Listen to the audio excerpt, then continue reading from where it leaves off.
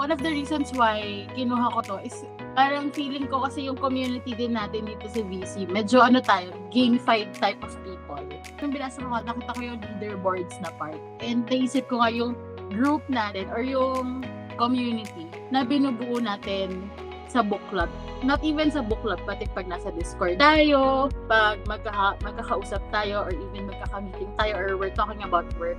Aside from striving to be good at what we do, we look forward to each and everyone's victory related to your career, to your personal life, or mga milestones na gusto mo ma-achieve. It's nice that we prime our environment in a sense na yung environment po mismo yung nag-help sa'yo to sustain or to keep yung habit mo.